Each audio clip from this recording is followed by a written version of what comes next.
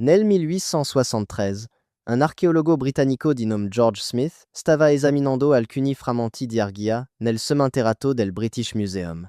Era stato assunto per tradurre le tavolette sumer rinvenute tra le rovine di Ninive, nell'antica Mesopotamia, l'odierno Iraq. La majeure parte des frammenti consisteva in documenti amministrativi, inventari di cereali, ricevute fiscali. Le noyau pratique bureaucratique di una civiltà scomparsa 4000 anni fa. Ma un martedì pomeriggio di novembre, près un mano un piccolo frammento, grand all'incirca quanto un mazzo di carte, iniziò a tradurlo.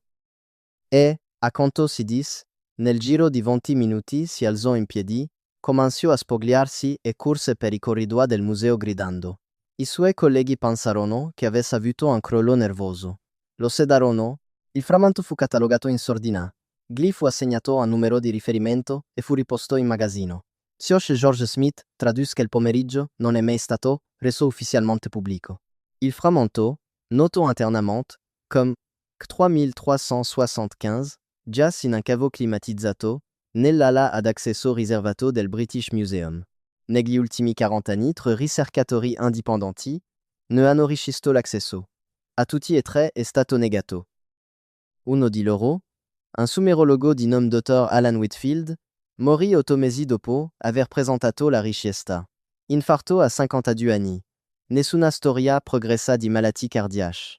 I suoi appunti personali, compresi i suoi tentativi preliminari di traduzione, furono raccolti dall'ufficio legale del museo entro 72 ore dalla sua morte. Alla vedova fu detto che il materiale era proprietà dell'istituzione. Non lo vide mai più. Lo stesso George Smith morì nel 1876, appena 3 anni dopo la sua scoperta, aveva 36 anni.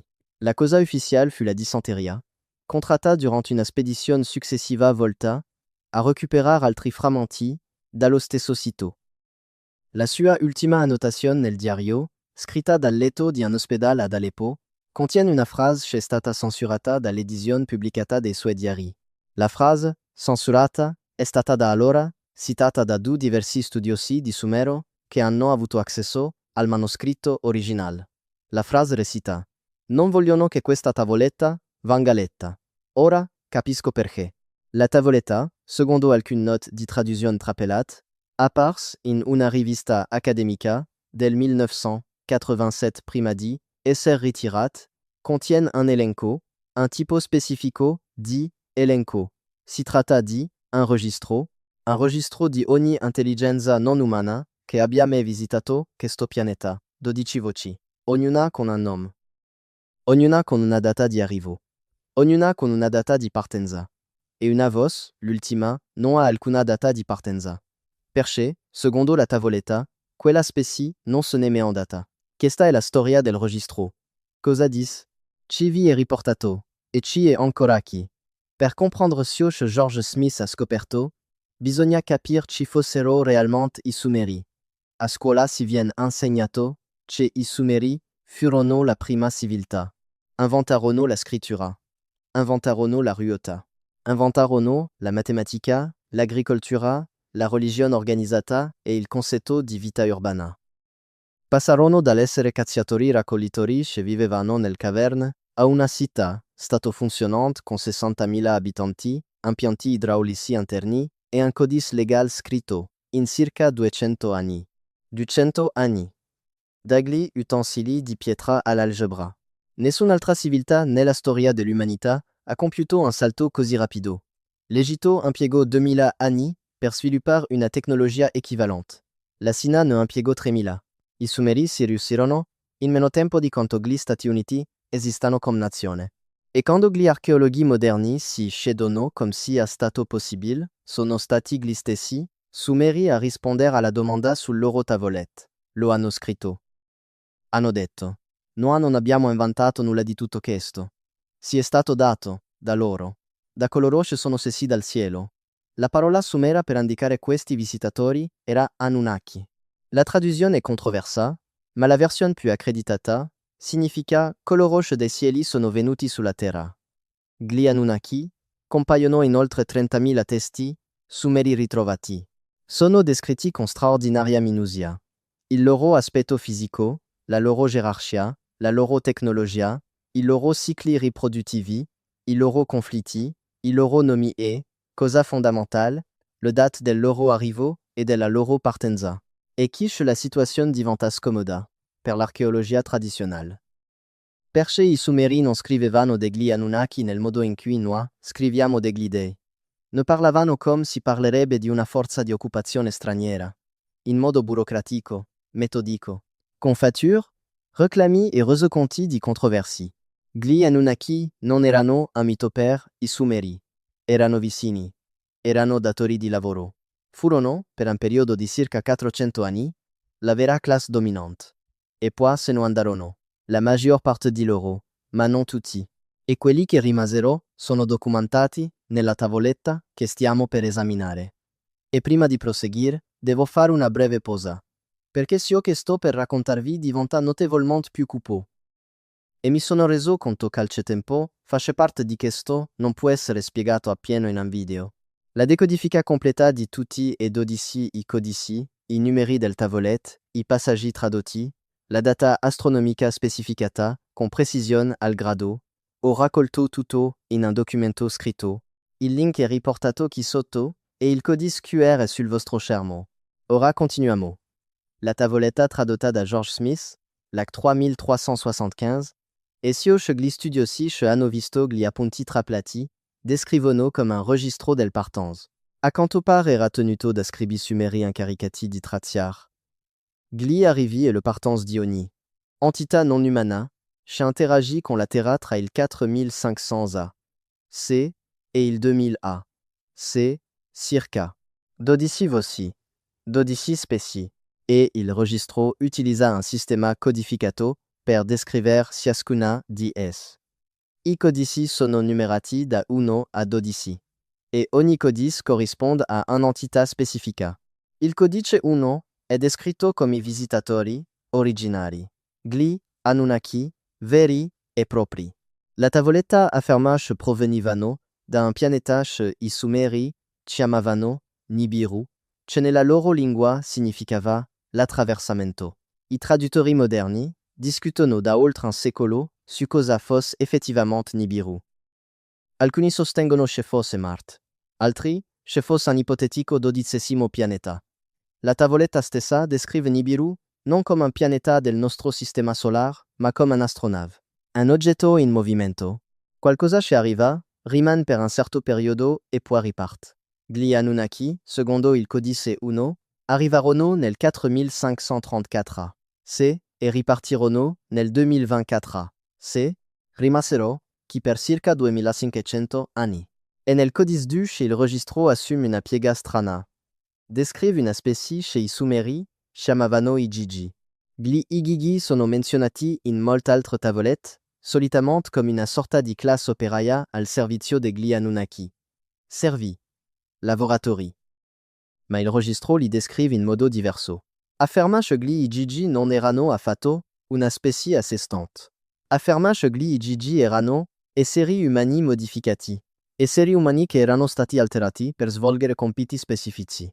Il registro usa una parola che si traduce approssimativamente con modellati o scolpiti. Esseri umani che erano stati modellati. La data di arrivo degli Igigi è indicata come il 4502 A. C, appena 32 anni dopo l'arrivo degli Anunnaki. La data di partenza è indicata come la stessa degli Anunnaki, il 2024 A. C'est ce non andarono insieme.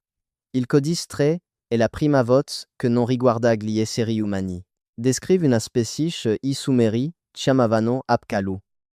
Gli Apkallu compaiono nell'arte di questo periodo come figure con il corpo di un uomo, la testa di un pesce o di un uccello e le ali. L'archeologia tradizionale li liquida come simbolismo religioso. Il registro li considera invece una specie a tutti gli effetti. Si afferma che gli Apkallu arrivarono nel 4180. C, rimasero per circa 4 secoli, insegnarono e Sumeri conoscenze specifiche e poi se ne andarono nel 3850. C, le conoscenze che insegnarono sono descritte in dettaglio: matematica, astronomia e medicina. La tavoletta afferma che gli Apkallu furono i veri maestri della civiltà umana. Gli Anunnaki governavano. Gli Apkallu insegnavano. Du specie distinte. De funzioni distinte. Il codis quattro descrive un antitache e il registro chiama semplicemente, gli osservatori, si tratta della stessa parola, utilizzata, in testi ebraici molto successivi, per descrivere gli angeli caduti nel libro di Enoch. Il registro sumero precede il libro di Enoch di circa 3000 anni. Gli osservatori sono descritti come una specie che non atterrò. Osservavano dall'alto. Non interagivano direttamente con gli umani, ma erano presenti durant l'intero periodo coperto dal registro. La loro data di arrivo è indicata come prima che iniziasse il conteggio. La data di partenza è in bianco. Non perché non se ne siano mai andati, ma perché gli scribi sumeri, apparentement non sapevano se ne fossero andati o meno. Gli osservatori erano incerti. Il codice 5 è breve clinico. Descrive una specie, chez il registro chiama, i medici. Arrivarono nel 3600 a. Se rimasero per 42 anni e se ne andarono. Durant la loro permanenza, a quanto pare effettuarono quel che il registro descrive come correzioni sulla popolazione umana. Il termine utilizzato può essere tradotto come guarigione, riparazione o modifica. L'archéologia tradizionale non ha alcuna spiegazione per il codice 5. I medici arrivarono, fecero qualcosa agli umani, per 42 anni e se ne andarono. Il codice 6 è il punto in cui il registro entra nel dettaglio riguardo alla tecnologia. Descrive una specie che i sumeri chiamavano Anzu. Gli Anzu sono normalmente raffigurati nell'arte sumera come enormi creature simili a uccelli, ma il registro li descrive come piloti, operatori di veicoli volanti. Il registro afferma che gli Anzu non erano i veicoli stessi, bensì gli esseri all'interno dei veicoli. Sono descritti come piccoli, dalla pelle grigia, con teste grandi e spalle strette. La prima descrizione, scritta nella storia dell'umanità di Sio, che oggi chiameremo un alieno grigio. Gli Anzu arrivarono nel 3200 a. Se partirono nel 2800 a. Se il codice 7 descrive una specie chez il registro chiama i dormianti. Questa voce è la più strana nella prima metà del registro. I dormianti sono descritti come una specie arrivata nel 3000 c. E che non si è mossa. Non hanno interagito con gli umani. Non hanno comunicato. Furono collocati in luoghi specifici, sottoterra, in quelli che il registro descrive come vasi di pietra. Furono lasciati lì a dormire. E il registro rileva che i dormianti non erano morti. Stavano aspettando. La data di partenza dei dormianti è indicata come non ancora. 3000 anni fa, i sumeri scrissero che i dormianti non erano ancora partiti. Implicitamente, scrissero che i dormianti, alla fine si, sarebbero svegliati. Le posizioni dei vasi di pietra sono parzialmente conservate nella tavoletta. Sono elencate 6 località. 3 sono state, provvisoriamente, identificate dai ricercatori che hanno incrociato le descrizioni geografiche sumer con le moderni immagini satellitari. Una si trova nei Monti Zagros, in quella che oggi è la parte occidentale dell'Iran. Un'altra si trova sotto l'altopiano di Giza e una sezione che non è mai stata scavata, nonostante il georadar abbia rilevato significative anomalie nel sottosuolo. La terza si trova sull'Himalaya, in una coordinata che corrisponde a una zona militare vietata, gestita congiuntamente da India e Cina. Le restanti 3 località non sono state identificate. Tuttavia, il registro rileva che i dormianti furono collocati nei punti più profondi accessibili del pianeta al momento del loro arrivo. Ovunque si trovino, sono ben al di sotto della superficie. Il codice 8 descrive una specie che il registro chiama i mietitori, e che il tono del registro cambia in modo evidente. I mietitori arrivarono nel 2900, se rimasero per 30 anni, e il registro descrive il loro scopo come raccolta.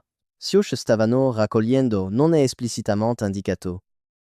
Ma diverse altre tavolette sumere risalenti proprio a questo periodo descrivono un drammatico calo demografico, interi villaggi che si svuotavano, persone che si addentravano nel deserto per non tornar mai più. Il registro dice semplicemente che i mietitori arrivarono, raccolsero e se ne andarono nel 2870. C'est il codice 9 et la voce que personnellement trovo più inquiétante. Descrive una specie che il registro chiama gli architetti. Ma non architetti nel senso di costruttori. Architetti nel senso di progettisti. Gli architetti arrivarono nel 2700 a. Se rimasero qui per 112 anni. E il registro afferma che l'oroscopo era riprogettar la struttura genetica umana per rendre gli esseri umani adatti a una gestione a lungo termine. Il registro utilisa un termine che si traduce approximativamente con addomesticamento. Gli architetti vennero per addomesticar la specie umana. Se ne andarono nel 2588 a.C. E il registro rileva che il loro lavoro ebbe successo. Il dato demografico riportato accanto a questa voce sbalorditivo. Gli architetti calibrarono le loro modifiche sulla base di una popolazione prevista di 9 miliardi. I Sumeri scrissero 4700 anni fa che gli architetti avevano programmato che il loro lavoro si attivasse pienamente quando la popolazione umana avesse raggiunto i 9 miliardi. L'attuale popolazione della Terra è di circa 8,1 miliardi. Prima di passare al codice successivo, fermatevi un attimo. Quello che avete appena sentito sul codice 9 è la parte che cambia tutto. Ma a senso solo quando lo vedete scritto accanto alla notazione sumera originale. Il dato demografico, le condizioni di attivazione. È tutto nel documento collegato qui sotto. Prendetevi 5 secondi adesso, apritelo e poi tornate qui. Perché ciò che segue si basa direttamente su questo. Il link è nella descrizione. Il codice QR è sul vostro schermo. Il codice di Etsy è descritto come i mercanti. Questa voce è breve, ma contiene un dettaglio specifico che i ricercatori hanno faticato a spiegar. I mercanti arrivarono nel 2500 a.C. Vennero per commerciare. Volevano materiali specifici provenienti dalla Terra, che non potevano ottenere dal loro pianeta. I materiali sono elencati. L'oro è il principale. Isotopi specifici dell'oro. I mercanti ne avevano bisogno per quella che il registro descrive come riparazione atmosferica. L'atmosfera del loro pianeta stava cedendo. Stavano raccogliendo oro da disseminare nella loro atmosfera superiore come una sorta di filtro. Non si tratta di una metafora. Non si tratta di poesia. È uno scriba sumero che annota una transazione commerciale. I mercanti arrivarono. Comprarono oro. Se ne andarono. Partirono nel 2480 a.C. Ma ecco il dettaglio che rende strana questa annotazione. Oggi sappiamo, grazie alla scienza moderna, che è effettivamente possibile riparare un'atmosfera danneggiata introducendo nanoparticelle d'oro ad alta quota. Lo abbiamo scoperto negli anni 90. È una tecnica reale. Si chiama geoingegneria. I Sumeri stavano descrivendo, nel 2500, se un processo che la scienza umana non avrebbe compreso per altri 4500 anni. Il codice 11 descrive una specie che il registro chiama i messaggeri. I messaggeri non sono extraterrestri nel senso convenzionale del termine. Il registro li descrive come viaggiatori provenienti da una terra futura. Viaggiatori nel tempo. Arrivarono nel 2300 a.C. Rimasero solo per un breve periodo. Consegnarono un avvertimento. L'avvertimento è parzialmente conservato sulla tavoletta, ma quella sessione è danneggiata. La parte sopravvissuta dice che i messaggeri misero in guardia da un evento. Un evento che sarebbe accaduto in una data specifica. La data è indicata sotto forma di un allineamento astronomico, stelle specifiche, pianeti specifici, posizioni specifiche nel cielo. Gli astronomi moderni che hanno analizzato l'allineamento descritto nel frammento sopravvissuto lo hanno collocato in un arco temporale di alcuni decenni a venire. I messaggeri sono ripartiti verso il proprio tempo nel 2299 a.C. Sono rimasti qui per un anno. La natura stessa dell'avvertimento è stata oggetto di un acceso dibattito tra i pochi ricercatori che hanno visto la traduzione trapelata. Il testo sopravvissuto vi fa riferimento come la chiusura, non la fine. La chiusura, come se qualcosa c'era rimasto aperto venisse chiuso. I messaggeri, secondo il frammento, non avvertirono i Sumeri per impedir l'evento. Li avvertirono di documentarlo, di lasciare un segno. Affinché chiunque avesse ereditato, il pianeta inserito sapesse che gli esseri umani erano esistiti. C'eravamo stati chi? C'eravamo stati consapevoli, almeno per un momento, di ciò che stava per accadere. Et poi c'est il codice d'Odyssée. Il codice d'Odyssée non a un nome. Il registro descrive semplissement questa entità comme colui chez rimasto. Non a una data di arrivo perché, secondo la tavoletta, e sempre stato chi, e antecedente agli Anunnaki, e antecedente all'umanità. Era sulla Terra prima che si fossero esseri umani sulla Terra, e non ha una data di partenza perché non se n'è mai andato e non se ne andrà mai. Il registro descrive il codice 12 come l'abitante originario. La specie sera qui prima di shunk altro. La specie ha permesso a tutto l'altro di andare a revenir, ma che non ha mai rinunziato al proprio diritto sul pianeta. Cosa sia il codice 12, la tavoletta non lo dice chiaramente. Si sono passaggi descrittivi. L'entità è descritta come priva di un unico corpo, ma comme capace di assumere molte forme, è descritta come non vivante incita o insediamenti, ma comme intessuta nella geografia del pianeta stesso, le montagne. Gli océani profondi. Le caverne sotterranee. Viene descrita comme antica oltroni comprensione. I sumeri credevano che il codice 12 fosse più antico del sistema solar. Che fosse arrivato sulla Terra prima ancora che questa si fosse completamente formata. Ce quando il pianeta era ancora una palla di roxia fusa, l'entità fosse già qui, in attesa che la superficie si raffreddasse, e il registro inclut una phrase ripetuta 3 volte nella sessione che descrive il codice 12, che i traduttori hanno reso con non dorme, non mangia, non muore. La ripetizione è significativa. Gli scribi sumeri non ripetevano le frasi per effetto stilistico. Ripetevano le frasi quando volevano sottolineare che qualcosa era da intendersi alla lettera, che il lettore non dovesse interpretare le parole come una metafora. Non si trattava di descrizioni poetiche. Erano specifiche tecniche.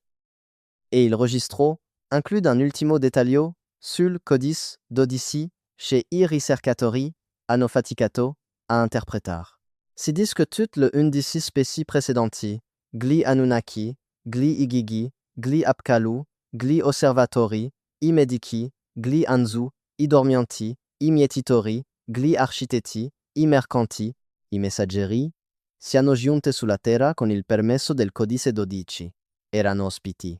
Erano inquilini. Potevano restare solo finché il codice 12 glielo permetteva. E quando il loro tempo era scaduto, dovevano andarsene. Gli esseri umani, secondo il registro, sono diversi. Il registro afferma che gli esseri umani non sono stati invitati. Gli esseri umani sono stati creati, coltivati, come un raccolto. Dagli architetti, con il permesso del codice 12. E il registro suggeris, ne sua passaggi finali, che il codice 12 stia osservando per vedere cosa diventeranno gli esseri umani. Se l'esperimento avrà successo. Se saremo utili. O, se dovremo essere eliminati, per far spazio al prossimo esperimento. Questo essio, che George Smith, tradus nel novembre del 1873. Questo è il motivo per cui, secondo quanto riferito, si spogliò completamente e cor sur l'ando per il British Museum. Perché aveva appena tradotto un documento che descrive l'umanità, in linguaggio tecnico, come una specie addomesticata e coltivata da visitatori, che vive su un pianeta di proprietà di qualcos'altro. Qualcosa di antico, qualcosa di paziente, qualcosa che non se n'è mai andato.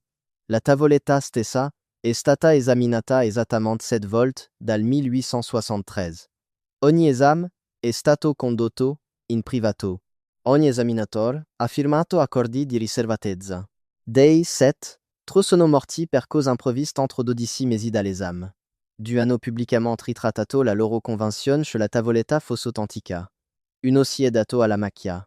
Il settimo è l'attuale curator della collezione mesopotamica del British Museum, che non ha mai commentato pubblicamente il contenuto della tavoletta ma che, secondo il suo stesso staff, si rifiuta di discuterne en champ privato. L'archeologia tradizionale ha una spiegazione per tutto questo. La tavoletta è un falso. Si tratta di un errore di traduzione. È un testo religioso frainteso come documento storico. I sumeri non credevano letteralmente negli extraterrestri. Scrivevano mitologia e i ricercatori moderni stanno imponendo una cornice fantascientifica a quella che, in realtà, è solo antica letteratura religiosa. Questa è la posizione ufficiale.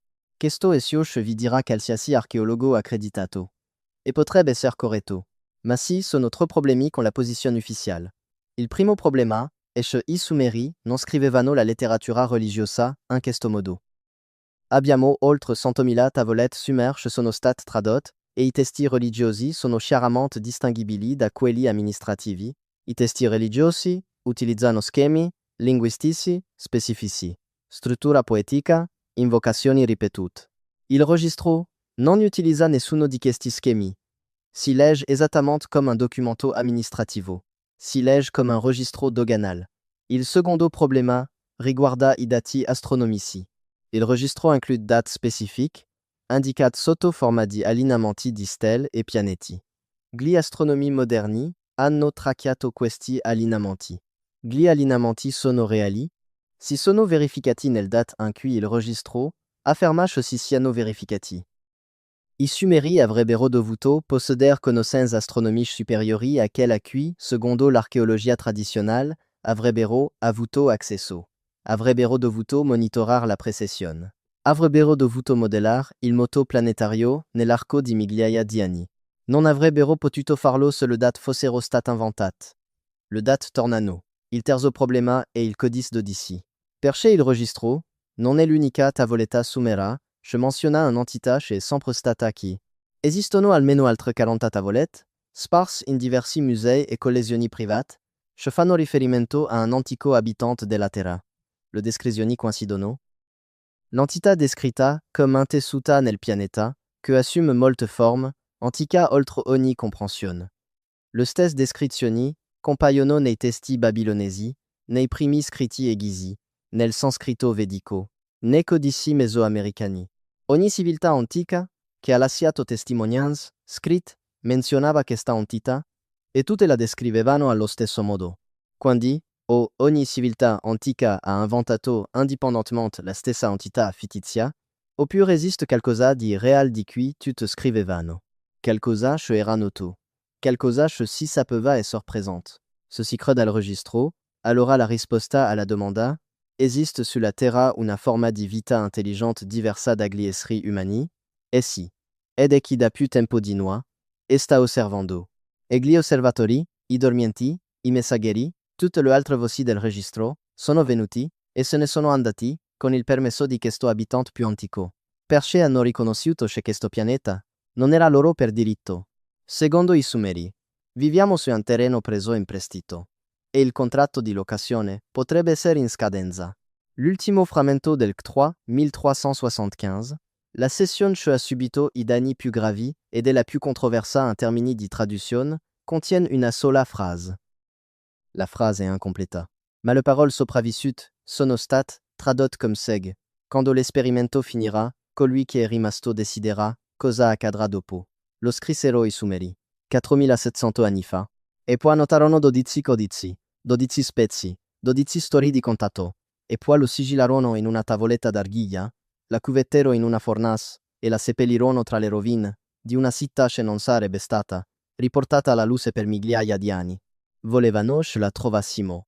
Volevano che lo sapessimo. La domanda è: cosa dovremmo fare con queste informazioni? Se dovremmo prepararsi, in qualche modo, a ciò di cui i messaggeri siano messo in guardia. Se dovremmo trovare coloro che dormono prima che si sveglino. Se dovremmo riconoscere, finalmente, che non siamo i proprietari di questo pianeta. Siamo inquilini. E ogni inquilino, alla fine, riceve un preavviso. I Sumeri hanno ricevuto il loro. L'hanno messo per iscritto. Se l'hanno lasciato. L'avviso è stato ora consegnato 2 volte. Se ha trovato tutto questo affascinante, nel documento qui sotto, troverei un'analisi completa dei 12 codici. Ogni singola traduzione. Ogni singola data. Ogni nome. Ogni singola coordinata che i Sumeri si hanno lasciato affinché potessimo verificarla. Dai un'occhiata attentamente tu stesso. Iscriviti se vuoi vedere la prossima indagine. E ci vediamo nella prossima, amico mio.